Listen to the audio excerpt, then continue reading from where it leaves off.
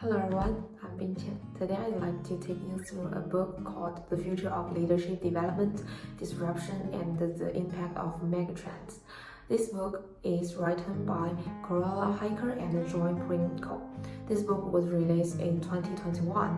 I will discuss the topic mentioned in the book and present what I think are the three top ideas and the critiquing two ideas. And finally, I will give some suggestions. And if you are interested, let's read on. The theme of the book is what kind of disrupting is needed in the leadership development in an environment that is facing disruptive challenges today. By analyzing the impact of the different aspects and the degrees of VUCA world on leadership development, and other simulate thoughts and questions about the future form of the leadership development. At the same time, it helps us to understand our leadership development over the years. Megatrends disrupt human behavior and describe sustainable behaviors change. The permanent leadership paradigm is challenged, and we have to make change. There may be some negative consequence.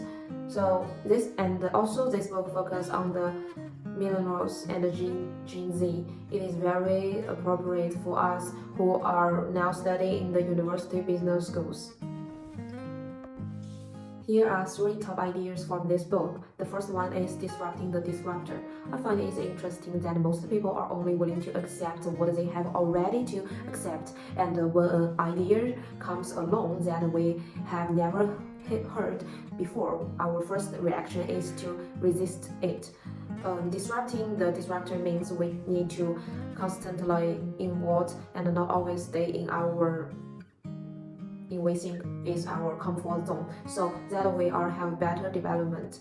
For leadership, we have always had a fixed leadership mindset when the environment has not changed for decades, and leadership development has not changed significantly. No one seems to be disrupting the disruptors. As the environment changed, we need to make some changes. We had to start thinking and disrupt our progress, understanding leadership.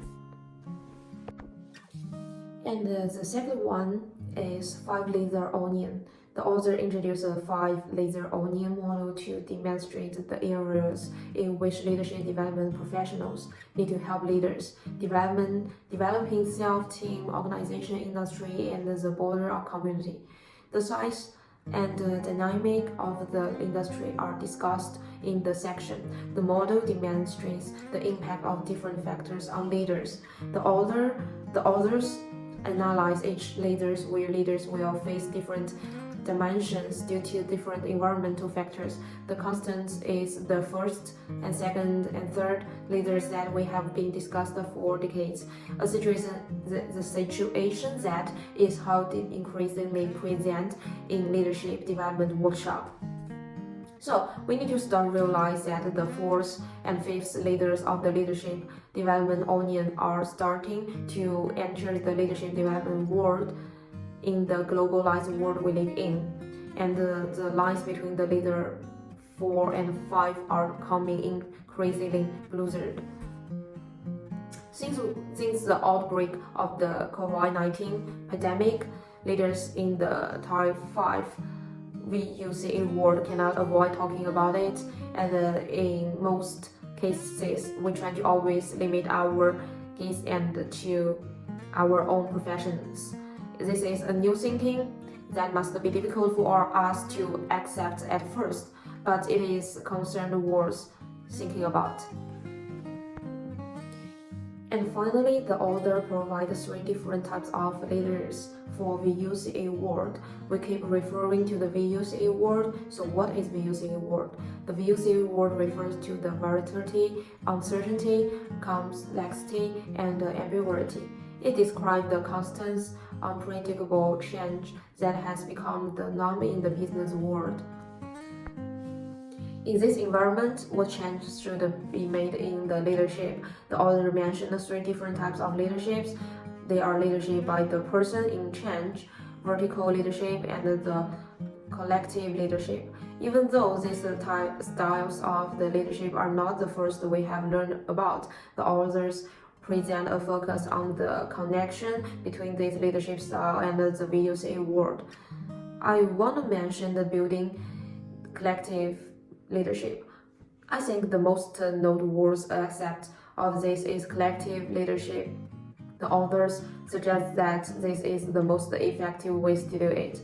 COVID-19 shocked the world, and no country can afford to turn a blind eye or build a walls to protect itself.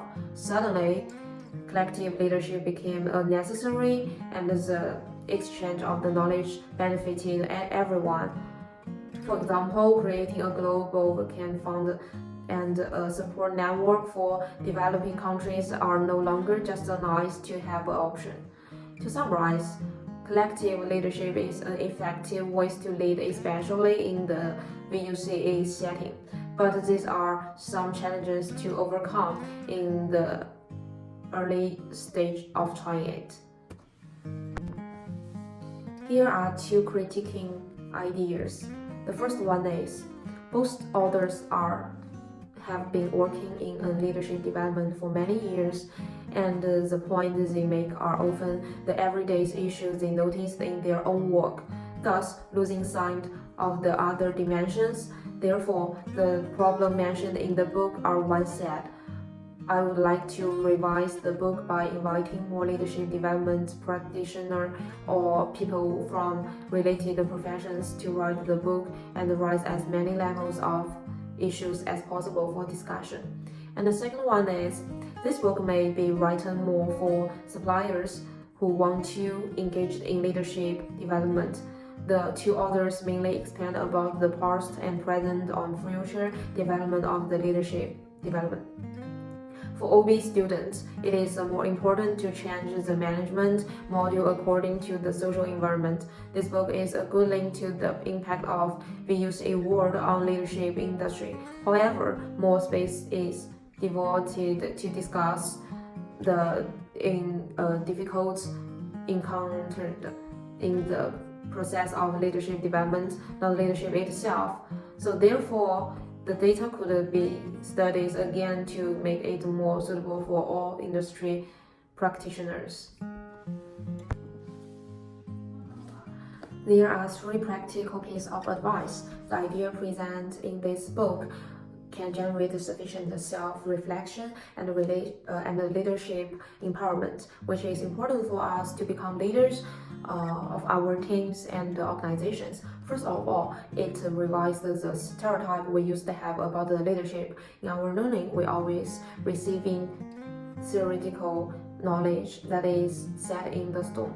We need to disrupt the disruptor, as the author suggests. Only when we break out of our comfortable zone that we can have a better development. And the second one is improve the ability to analyze the environment. As the environment keeps changing, in addition to encouraging changes, the impact of the epidemic in the past 2 years has led to economic environment that is going downhill. In such a background, it is not helpful for us to complain about the bad economy environment. We can analyze the change in the environment in detail and change our thinking logical as a leader to better conform the current situation. And the last one is keep trying new things, like different ways of the leadership. The author mentioned 3 different types of leadership styles that is suitable for VUCA world. When we have just the read author test, we may also have just the potential understanding to experiment whether it is applicable to our environment. We still need to actually apply it in order to find out which way is the most effective, as we say. Practice more makes choose. So I hope this video will help us understanding the book better. Thank you for your watching. Bye.